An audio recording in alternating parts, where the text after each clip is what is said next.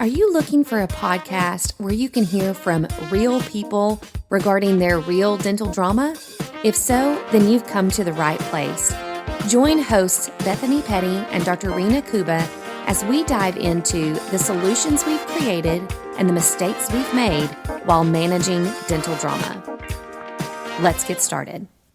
Okay, we are back today to talk about something that I feel like between you and me is pretty, I don't want to say basic. We just talk about these things a lot, but I feel like it's a helpful topic to address because I've had a lot of client questions on what I would call some management basics. So things like performance reviews, how often do we need to do those? How do you do those? I've had really a couple clients in the last week that are just asking, what do you do in a performance review? So I thought that could be really helpful for us to talk about. Salary reviews, we actually just did our first round of these not too long ago, so I want to kind of refresh with our listeners what we did in this particular review because I feel like they were really helpful. And then office policy manual, which is everybody's favorite topic, but I think it's an important one. And so I want to hit those three things. Maybe we shouldn't have said that because now people are going to fall asleep or hit pause. And we're like, why did I listen to this episode? Yes. So let's start with maybe the most recent thing that we did, salary reviews, and talk a little bit about that. We view those differently from performance reviews. So we talk about salary reviews and performance reviews. I, in my mind, think of those as two different things because one is very particularly focused on salary. So the team knows it's salary based. We know we're going to be talking about, compensation package and all of that. I feel like when we blend the two, the staff member can come in and we're giving performance feedback and they're like, just trying to get to the salary conversation. So I tend to like to segregate the two into at least two different meetings. It doesn't mean that performance stuff can't be talked about in the salary review. It just means that the salary stuff doesn't need to be talked about in an actual performance review. Which is, I'm going to interrupt you here because I think for anybody listening, for me especially initially, I viewed them as one and the same. Right. Isn't the point of the performance review because everybody's looking for a raise at some point. It's human nature. And how do you get that raise? It's based on your performance. And so for the owner versus the staff to interpretation of how that performance is going and who deserves a raise and who doesn't, right? It makes me think of the Office episode where Jim is now a co-manager and yes. that disaster. So it's just very different perspectives. But in my mind, I still, first thing I hear when I hear performance review, my initial gut is to go, well, that's going to be tied to salary. And I'm going to have to be ready to tell the team what they need to do to perform better to earn the salary, or why be prepared to have the conversation that they may ask for a salary bump. And then I need to make sure that the performance part, that I don't make it too glowy because right. So that's what's in my mind going, oh shoot. So the fact that you talk about if I was a listener right now, if I hadn't done it with you, I would have been like, what are you talking about? And so I just wanted to interject that there because I think it's so norm for you. It is, but not for us. And so it's actually quite brilliant. But it just is something that I think at this point people might be going, I don't get it. Yeah. I see that what you're saying, but I still don't get it. So anyway, carry on. And then I think hopefully that's a good point. People will get it. and it's one of those things that I've always recommended that for so long that it's very normal to me now. But I think your reaction is exactly the appropriate one, which is, well, let me put it this way. Most practice owners are like, I have to have one meeting a year with employees. And now you're telling me I have to have two different ones. The one was already overwhelming to think about. And now I'm going to have to think about two different ones. And so, yes, absolutely, I would recommend at least 2 per year. And I would say it's what we're calling them, right? Everything is always based on how you can spin it. Yeah. And so to me, once you kind of pointed out, the spin is, this is not, again, when I say salary, again, I go back to tying that. And so this is none of that.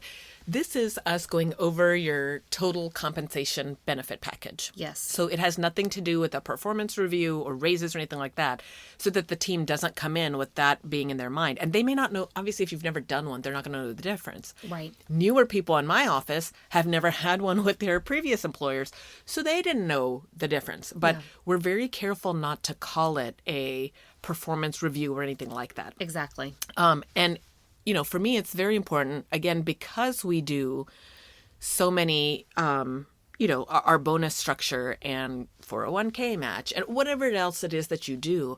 And the staff just really does not, again, human nature, you don't think about all the perks. You are thinking about the dollar amount. This is my hourly. And I know my associate, he's always said, I don't like your bonuses because of that reason. The employee thinks they're making $10 when really they're making 14, but they think they're making 10. Yeah. Like you forget, right? And none of us are math whizzes. It's not like any of us are going and staring at our pay stubs, making spreadsheets and all of that, right? Like none of us does that. And so your inclination is to say, I'm making $10 an hour. And you get bitter about this and what all I do. And, oh, my friend is making this and my friend is making 12, but I'm only making 10. No, you're actually making 14, but you kind of forget that and it's lost in the math and all that. So for me, because we do all of that, I've always been like, but I don't think you know how much you really make. It really became obvious to me. We had an employee that I loved her. But she had a, family life crisis thing and was going through stuff. And she ended up not renewing her dental license. And it was a point where I just couldn't keep her hired, and we had done everything we could to try to retain her, and it finally became like we just have to part ways. Well, say she was making 10 in my office, she picked up another job where she got her 10, and at that time that was a good salary. What she thought was her rate. What she thought was her rate. Yep. And then 2 months in, she's like, oh, like it wasn't 10. You really should have asked for 14. And at that time, nobody would have paid you for, and I'm making up these numbers right now just for this example. But math, but at the time, like if she had asked for 14, people would have been like, yeah, I don't think so. Like 10 was a really good rate, but you weren't making 10. Exactly. You were making a lot more than that. And you had no idea, which is why for me, at the end of the year, we work with our accounting firm and we're like, okay, help us figure out, print out a pay stub that we can show them. And that's what we're talking about. So again, I'll quit interrupting here and let you finish talking about it, but that's... Well, to me, having a compensation review or a salary review kills two birds with one stone. The first is it forces the math to be put out on the table.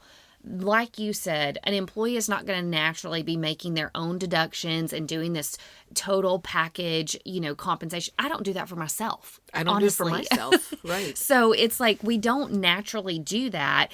And so to be able to kind of do the work for the employee, especially with an office like yours where you've got so many extra benefits, we never wanted the employee to feel like they were getting shortchanged. We wanted them to see just how much you were investing in them from a wage standpoint, from a true wage standpoint or an effective wage. So it forces that math in front of the employee so that they can see their true value. But also, the other benefit to it is a lot of times staff members don't know the normal protocol for asking for a raise. I was just in an office last week and was sitting down with several different employees, and that question came up in multiple different ways. Like, I don't know, I've been trying to learn this and I've been trying to do this, and my goal is financial. I want to be able to grow my hourly rate, but I don't know, should I ask for a raise now that I've done this, and this? I don't know if I should. Is that just like a formal request that I put in? So there's all these questions about how do I grow financially, and when does that conversation need to occur? And they felt personally responsible to go and get that raise, essentially. I don't like that for a lot of reasons, but for my main reason is I want to protect the doctor. The last thing that practice owners want is an employee coming and asking for a raise. It throws you off guard. You didn't see it coming. I'd rather hide under my desk. Yes. I hate that conversation. Yes. I'm unprepared. And then somebody like me who's a people pleaser is trying to backpedal my way into, oh, yeah. Oh, you absolutely, whatever. Or then I'm trying very hard not to be like, are you out of your mind? So it's a very awkward, and we avoid that whole talk at all costs. Yes. This, to me, when you have a compensation review that the team gets very accustomed to, this happens on an annual basis. I know there's at least going to be one fixture in time where we're talking about what I make. That usually prevents the random requests from happening. So if nothing else, if listeners took away, like, I need to do a compensation review annually with my team, I feel like it's going to save a lot of headaches that can come from kind of random salary requests. So to me, it puts the math in front of the employee, and it also protects you from unwanted, requests. Well, I'm going to add on a third benefit that I hadn't seen until now, because again, I get so twitchy around these meetings. Like, they still make me uncomfortable, which again, you're leading for me, but I kind of pop in and out of them because I don't like being there, and I'd rather make you the bad guy or make you the good guy, whichever way they view this meeting, but it makes me very uncomfortable. But I know it needs to be done. Yeah. And I think, for the most part, they get to see how lucky they are with all the things they get. And if they don't see it, well, then that hurts my feelings. I'm like, good, go somewhere else then, because as far as I'm concerned, I'm killing myself to make you happy. And if it's still not meeting your needs, then the writing's on the wall. You need to go. Mm-hmm. I'm just sensitive that way. Like, I don't want somebody there that doesn't appreciate, because I know I take good care of them. Right. But one benefit here that just came out of the ones we did the other day, we have 2 front desk people, and one of them, she's constantly asking off, and she's constantly like, we don't do enough to empathize with her situation and her kids, and which is just nonsense. But in her mind, that's how she views it. We've already had a couple of conversations with her going, yeah, that's you. Get out of your bubble and look around you, because I don't think she's used to doing that. Her head is just literally buried in her own bubble. Which is odd to me to be, it's not like she's 21. Right. To be at this point in your life and this point in your career, she didn't just graduate, but she is just very in her own little bubble. And so anyway, but you were able to look and show them, well, this is the number of hours, like the report that the accountant generates says you worked 1,300 hours. And then this is what your salary was. So when you divide the two, this is what your hourly actually is. Yeah. And so it was very eye-opening for the staff to see that. And they're so proud of themselves. And I think it does make them feel like, okay, good. I do feel proud of where I work. I am appreciated. I am treated well. Yeah. Because a lot of them have never done the math. But in this case, you were very clearly able to say, well, this was your hours worked. By the way, you're about 230 hours less than everybody else at the front desk. Now, this is one that she's always, again, well, I need this time off, or I need that, or I need this, or, oh, in the summer, what did she say to us 2 months ago? It was December, November. And she's saying, oh, well, no, in the summer, my husband and I have already set our schedule, so I cannot, whatever. And in my mind, I was like, oh, hell no. Like, you're telling me 7 months in advance, please. Yeah. You don't even figure out your tomorrow in advance. Like, please. Like, she was basically trying to demand, like, this was going to be her schedule. And I'm like, no, it's not. Like, you want to work here, you're going to work our hours. Right. Anyway, I think it really put her in her place to see, when you comparatively, you earn this, but you're only here this amount of the time. Right. So, right. And I think she caught that. She was like, oh, gosh. So she can see already she's not pulling her weight. Exactly. And it was really cool too, because every time we do these reviews, these compensation reviews, the person is surprised by their true hourly amount, which we'll dive into that here in just a minute. But I think she was very surprised to see her true hourly amount. And then when we go, that's your hourly amount, and you worked 200 hours less than everybody else. Here, let me pull out my calculator real fast. That hourly amount times 200 hours, look, you could have added that much to your annual pay. That's a lot, and so to be able, we're talking about absences or inconsistency in a work schedule, but we're talking about it from a financial standpoint, which is a very objective standpoint. It's the numbers. I can't change or tweak anything in that. It is what it is. Yeah. And then we had the other one that she acted a fool in December and like took this ridiculously long vacation and then kept trying to add more days. And I don't want to fly a one-stop flight, so I had to book it on this day, so I can't work this day. Like just BS, like nonsense stuff, right? Not strategic is what we say. And I'm like, well, that's going to cost you your whole bonus in December. So is that worth it to you? And so, well, I guess now the change flight fees, so blah, whatever. So when we showed her annual, she'd never really looked at that. I'm like, don't you look at your pay stubs? Like you can see what you're, but anyway, they don't, I guess. Like I'm not a math fan, but I remember at least when I used to get pay stubs, I would look at that just to have an idea of where I am in the year. This one apparently hadn't been doing that. And it was like, you came this close to earning this. And I couldn't help myself. I don't know if you caught me there because I paused for a minute and then I just was like, I'm just going to be an ass. But I was like, you know what? You could have hit that number because she herself said it. Oh man, I was so close to making this. Yeah. And I was like, you were so close. Well, you know, it was probably that December bonus that you missed. You would have hit this if you'd gotten that. Yes. I can bet you anything that girl is not missing any busy peak time. No. At least in the next year or two. No. Ouch. Yes. That hurt. And again, it's all just objective numbers. So we can bitch and moan all we want to about being shorthanded and really being crusty and upset. And all of them just go, la, la, la, la, la, not my problem, not my problem. I'm allowed a vacation. I need a break, my family, whatever. Okay, well, you just hosed yourself out of this amount. Yeah. Don't you put that on anybody else. Yep. So it's up to you. You don't want to earn that amount. But it just like really, again, puts numbers to the one you're saying where it's like, oh no, I have this doctor's appointment.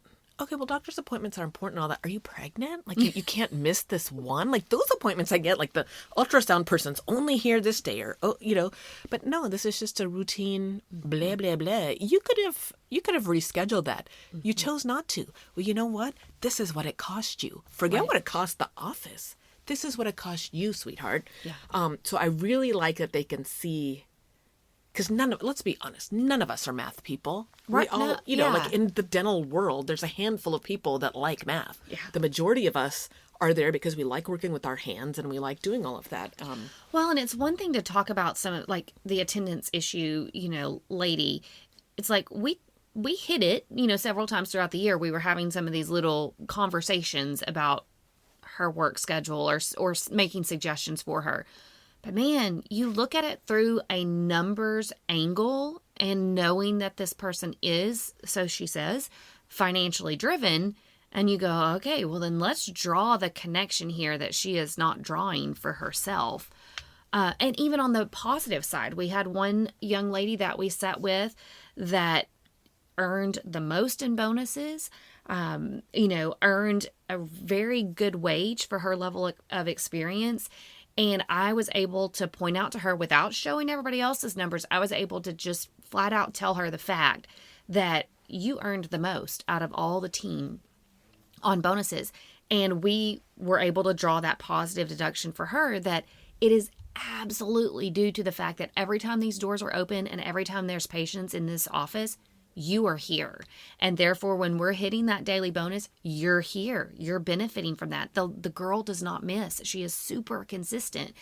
And we were able to really point out to her that consistency paid off big time. Well, and the funny thing is, of all the people, she's not financially driven. Right. Like, she's not there to go, oh, I can't not make a paycheck today. Yeah. She's not at all. Mm-hmm. It's just she's a happy little bumblebee. She wants to be helpful. She has nothing else to do with herself. She wants to be, she's just got that hardcore traditional work ethic that doesn't seem to exist anymore, but she's got it. And, she just wants to be helpful and she wants to, so it's funny. It's not like she's going, oh yeah, I got to show up to work to get my hours. She's not like that. She's the opposite of that. Yeah. But we were able to show her that it paid off for her. It paid off for you. And I'm hoping she takes that and spreads it to the rest of the team. Mm-hmm. Yeah. And helps some of her colleagues along. Yeah. Yeah. It was a very, I tell you, I don't think I realized the amount of tension I had in my own self. I mean, I'm sure y'all could hear it on the last two podcasts. I've been so cranky and not really able to put my thumb on exactly what it is. And I think it's some of what we talked about, just being shorthanded and then not being able to recover in a period of when we're not so busy, because we're still shorthanded. Mm-hmm. And then me just really having this pity party of going, who's left to work? Who wants to be at work? Who wants to? And so it was really positive. Again, the other shoe could drop. That's the negative Nelly. And we always wait on that. Yep. Right. But at least as far as all of those reviews went, I just don't see anybody wanting to jump ship at this point. So I think it was very, I think they were there anyway, but that meeting really solidified that you are taken care of here and you are getting paid well. And if you just would show up, this is what we can do. I guess it gave me hope for the first time in a while. We talked about the word hope in a couple of podcasts ago, and there was none. And this was my first glimmer of hope on, what was it, Wednesday, that I kind of was like, I feel like I do have people that may want to work. And it was all because we did this compensation review and showed them. Yeah. Very positive. I mean, I think, we tend to dread these because it's the unknown. We don't know what the employee is going to say, what their response is going to be. And so there's this unknown fear that kind of makes us avoid those conversations. And there may be, I will say, these are really positive in your office because, and this goes way back on some of our episodes, you've got a very competitive package, an overall package, which I want to break down mathematically kind of what we did in these salary reviews, but it's exciting to show the employee this is your base hourly amount, but oh my gosh, look at this. You make $4 more per hour. You actually there was one that made $8 more per hour. That's crazy. And so it's really exciting. These are very upbeat, positive meetings because we get to show them their true value in the dollar amount. And so these can be more uncomfortable conversations if there's a practice owner out there that really doesn't have extra that they throw into that. So if you're sitting down with an employee and their hourly pay is their hourly pay and there's really nothing else, there's no holiday pay, there's no PTO, there's no 401k, there's no bonuses, anything financial, then those can be uncomfortable because then it is going to lead to a conversation that goes, okay, tell me about your financial goals. What are you, really aiming for and trying to get to? Is there a certain mark that you're wanting to get to? And the employee could very well say, yeah, I've been trying to get up to, $20 an hour. I feel like I'm never going to get there. And so some of those conversations can be uncomfortable, which is why you and I are big proponents of having a really good package, as financially responsible as you can be, but a very good package for employees. So I'm going to interject there a minute because I was about to put you on the spot with that very question of, but what if you don't have a good package for your team? But remembering, that I think most people do a PTO, if not at least do some paid holidays, something. So anything you can think of that you kind of have forgotten about too, that's where it's a good time to you yourself go, wait a minute, I did this for them or I did that for them. And again, without making it seem like, well, look at what I do for you. It's like the numbers just speak. It is there. And which again goes back to what I was saying a few minutes ago about my associate who is like, just scrap the bonus and give them a little bit more hourly because these people don't realize it. And so my takeaway from that though is, okay, if I'm doing a once a yearly compensation review, maybe I need to do a biannually so that I can remind them mid-year that you really aren't just making your 10 an hour, that it really is more than that. Remember when we talked about that in January, that this is where you were, and again, we're going into the summer and the rest of the year. This is where it gets harder when your, vacations are planned and weddings and whatever. So I get it, but just kind of keep in mind, this is where you were last year. So maybe we need to put that down to do again in the summer. But my argument to my associate is, I hear what you're saying. A lot of these ladies that can't do the math, cannot think beyond, and are just stuck in that I only make 10. But what do I do to reward fairly? Because again, I don't want it to be, and the one who got, the highest amount in bonuses, I said, would you like it if, and I named some of her teammates, I said, well, would you like it if so-and-so made what you made? And she kind of was like, yeah, not really. Why? Because you are there. You're there. You give your heart and soul. And you can see that employee X doesn't. She had this issue. She had that issue. She had this. And so, I want it to be fair that the people that are actually there and working hard get rewarded. And then the ones that don't, it came in very handy. This one that, again, that, was acting a fool with her vacation. Mm-hmm. Well, it was very clear to all that you'd made those choices. Yeah. And this was the repercussion. You knew this was going to be the repercussion. You forgot about it, mm-hmm. but it was the repercussion. And now you shall never forget it again, right? It's like parenting all over again. And so for me, with my associate, he's about to start his own practice. I'm very curious to see how this goes for him over the next couple of years, because I totally hear what he's saying, that they don't recognize all the bonuses. And it's really just that their hourly that stands out in their head. But again, to me, for him, it's like, okay, well, then the one that continuously shows up late. Again, in the olden days, bye, you're fired. We don't have that anymore. So you can't just fire somebody for all these. Even now, like we were talking about in the last podcast, I believe, where do I really want to nitpick on somebody now in today's economy and climate? Like, do I really want to do that now? Or am I going to be more gracious with some things? And so I feel like, we still have to set a standard of some sort. And I don't know how you do that if you don't have a well-rounded package. Right. And so the other thing you said that I want to be clear with listeners, because I know it makes me cringe. Like, I feel like I just got punched in the stomach when it's like, oh, your hourly is $10, but you actually made $8 an hour more. And listeners are probably going, what? She got paid 18 when it was 10. So no, that's not all the time. No. But that's like, I have to remind myself that extra 8, mm-hmm. when you look at that, that was all in the chunk of bonuses she earned throughout the year. Well, if you bonused, that means I hit really nice goals, which means that I bonused too. So if she got 8, then who knows what I got. So that's not her consistent hourly every paycheck. No. Her normal amount's her normal amount, but because of the peak times where, again, in a pedo office, spring break is busy, summer's mm-hmm. busy, times in between are crickets. So she's making her normal during those times. But you want to bust it and push it, and then oh, we're so tired today. We're in a pedo office. Like, yeah, but you're gonna earn for that. You're gonna be paid for that extra hard work. So I just wanted to clarify. It's not like it's $8 an hour more every pay period at all. The thing I was going to ask you that, again, you've kind of addressed, but for the people that are kind of lowballing their employees, or and I want to say none of us purposely does that, but maybe head in the sandbox a little bit, like kind of going, oh, well, what would you say to somebody then that's not super competitive? Like it is a very hard time to be able to try to survive without being competitive. I will say, so to your associate's point, one of the reasons I have always backed away from a higher hourly pay is my perspective on the long-term effect of that. So I've just sat with so many clients that are up to their eyeballs in overhead, and they can't figure out a way out of it because so much of that is tied up in payroll salary.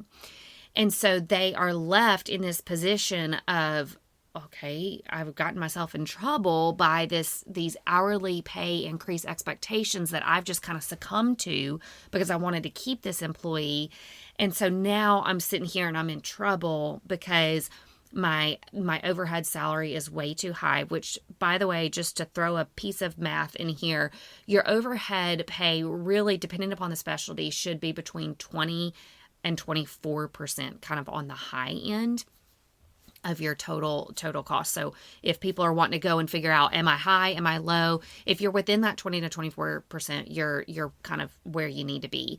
But a lot of people are over that because they've played this game of Sally wants another increase. Sally was here another year, so I'm going to raise her hourly pay. And then they back themselves into this corner where the practice can't produce enough to put that overhead percentage in check.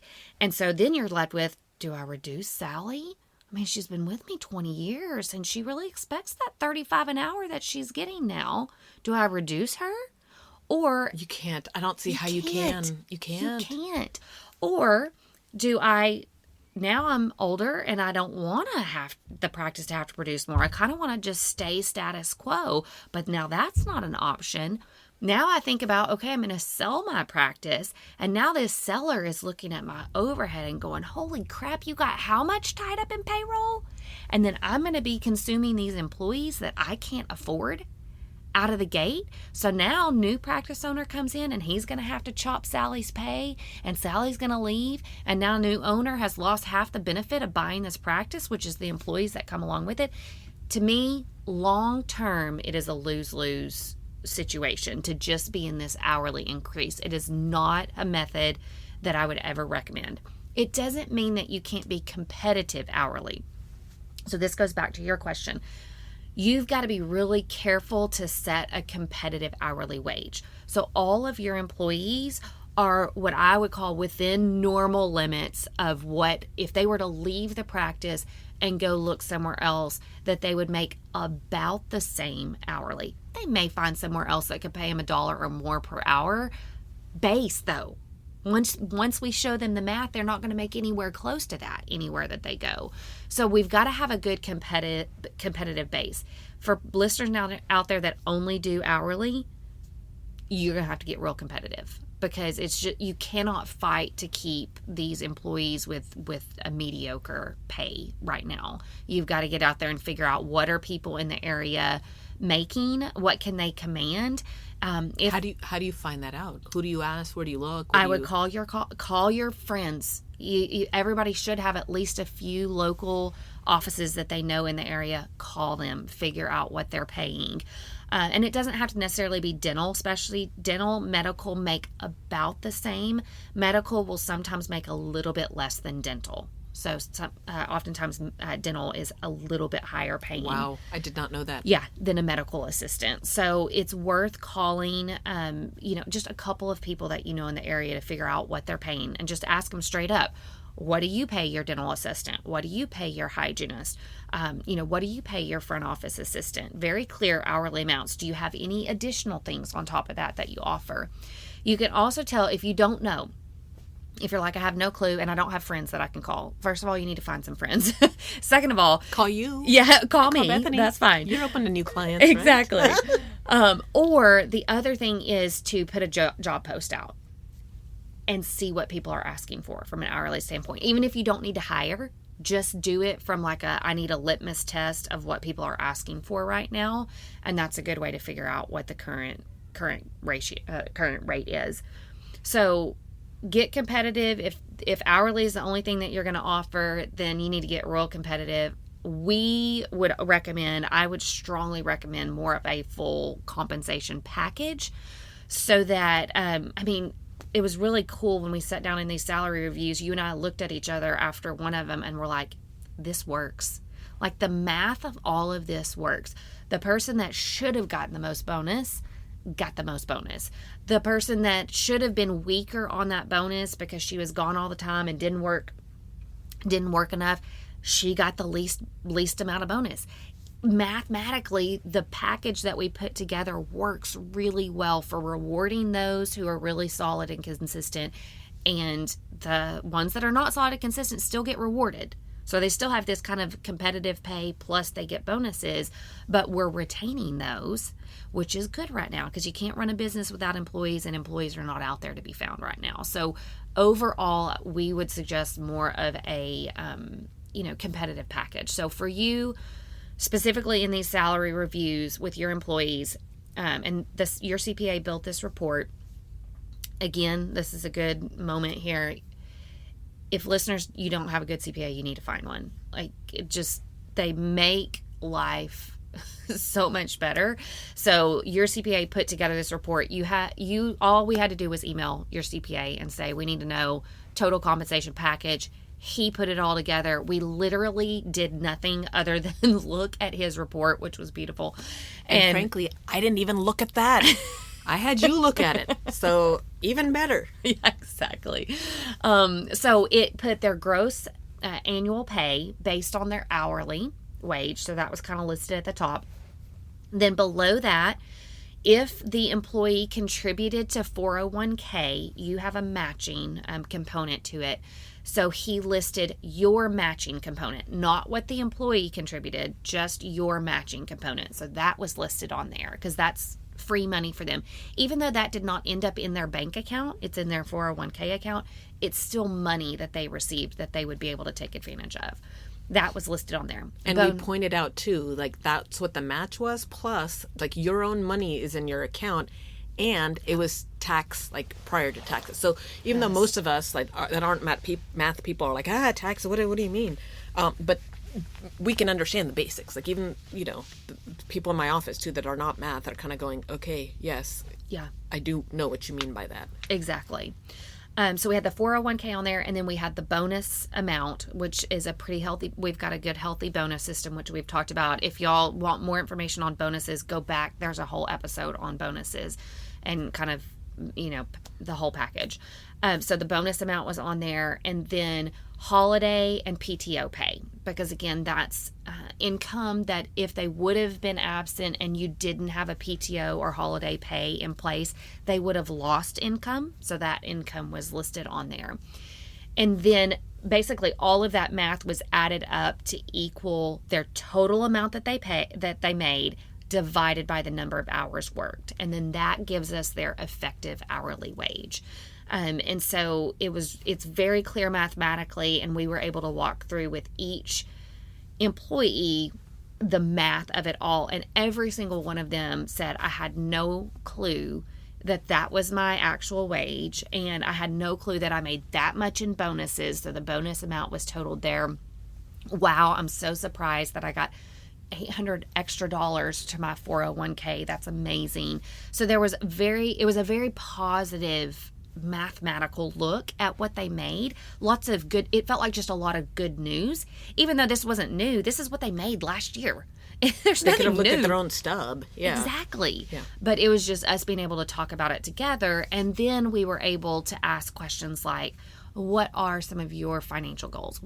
Is this rewarding to you to see these numbers? There were so many that we sat with that were like so close to like this point, like reaching like 40,000 for the year. They were just right there.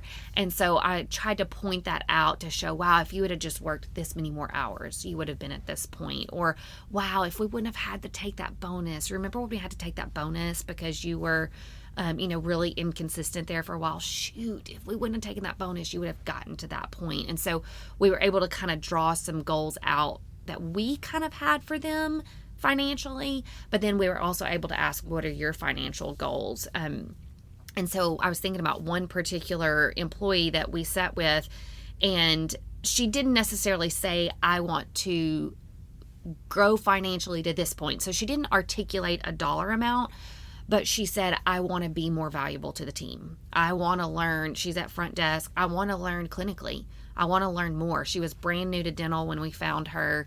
And so she said, I'm ready now. I've realized I want to be more of an impact to the team. I think you and I both know that there's probably a financial component to that she's striving for, but that's not the way she communicated it. She communicated it to us as, I want to be more impactful to the team. That's super valuable to take out of that conversation. You and I would have never guessed that from her. We were not expecting her to say. In my mind, the last, several months, I've been like, well, she's never going to be my star employee. But she's really good in this one role. Mm-hmm. And as long as she wants that role, like, it's fine, but she's never going to be mine that's going to, like, there's nothing else I can give you to do because you've never shown that you've wanted to do it. You've never shown aptitude to do it. Like, you've only been consistent in this one-ish area. However, you have rocked it. Yeah. The harder part's the other one that's like, oh, you're not really great at anything. Yeah. Like, so I'm not sure where to put you. But this one, it's like, it's kind of sad for me to look on it going, dude, we have tried to do all these things to help you grow, but why am I killing myself? You're not pushing yourself to grow. What, we're just different people. So if you're settled in this role and you're fine, why am I disturbing that? Now, that is going to mean, you're not going to be getting the highest bonuses. You're not going to be getting the highest salary. But you seem like you're happy in your role. You seem like you're content with your salary. So I'm going to be content too. So I really was not expecting for her to really want to do more. And, again, the negative Nelly is coming up where I'm like, we'll see. Yeah. We'll see. We'll see if you really, when we sit down again at this time next year, what all did you pick up and contribute to? Exactly. We'll see. Yeah. The intentions are there, and we'll see if the follow through is there. It was, one of those things that I don't think would have come up if we wouldn't have been able to sit and have this conversation. And now we know it's a goal of hers, and we squarely put it on her. We said, hey, that would be super helpful to the practice if you could learn, X, Y, and Z clinically.